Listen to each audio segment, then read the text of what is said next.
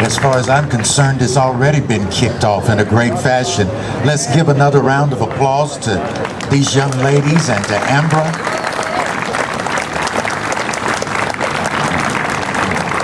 To DG Montalvo and to the East Texas for Justice Group for their vision, for their courage, and likewise to all of you.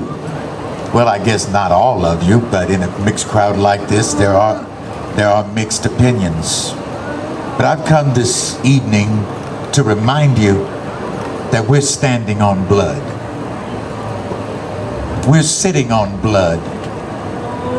Every time we walk across this square or even walk the streets of Tyler, Texas, blood has been shed so you and I could have a voice. Of those names that are going to be mentioned here tonight, there are some who are unnamed, but it prevails on us to tell their story anyway, because they have a story to tell. And as the Bible says about Abel, they being dead yet speak.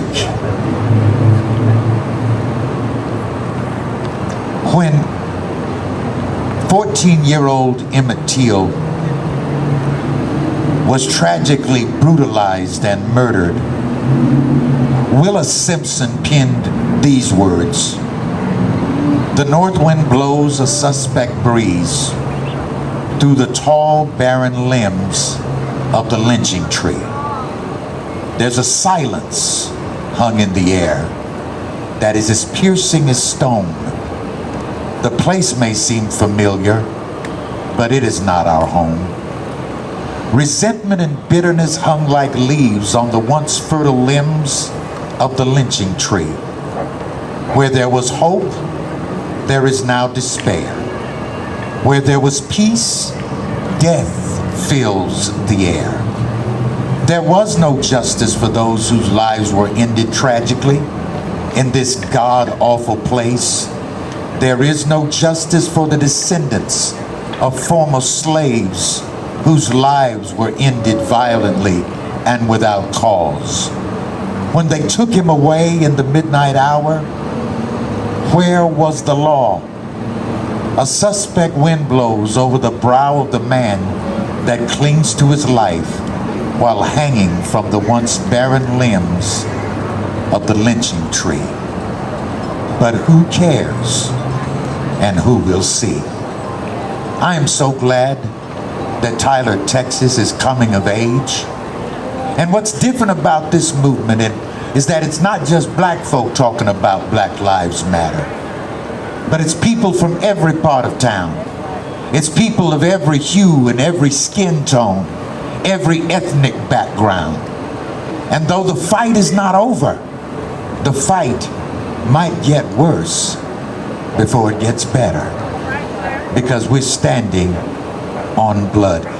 In this city that we love, and yes, I love this city, in this city of brick streets and white-collar mansions, in this city of roses, it's time for us to acknowledge our thorny past.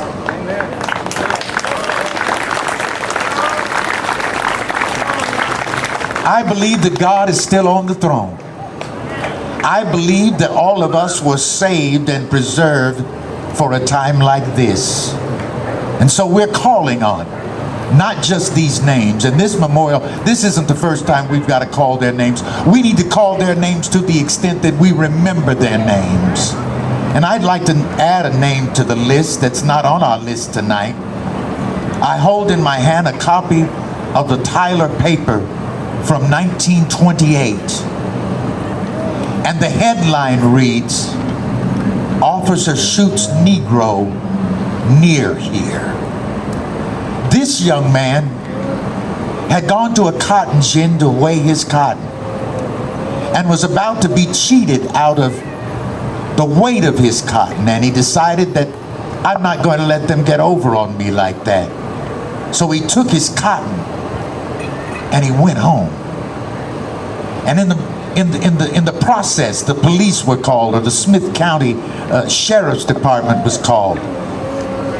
And through a series of events, the sheriff shot him and killed him in front of his 6-year-old son. His name was Ennis Beavers. Ironically, his grandson became the first black Smith County deputy sheriff and now sits on the bench of Precinct 1 Justice of the Peace Court, Judge Quincy Beavers. His sister Beverly is also here. This is part of their history. And I'm just saying that if individuals like this can endure the heartache and the heartbreak, who are we not to stand up and not to speak out? And so tonight we're not just naming names.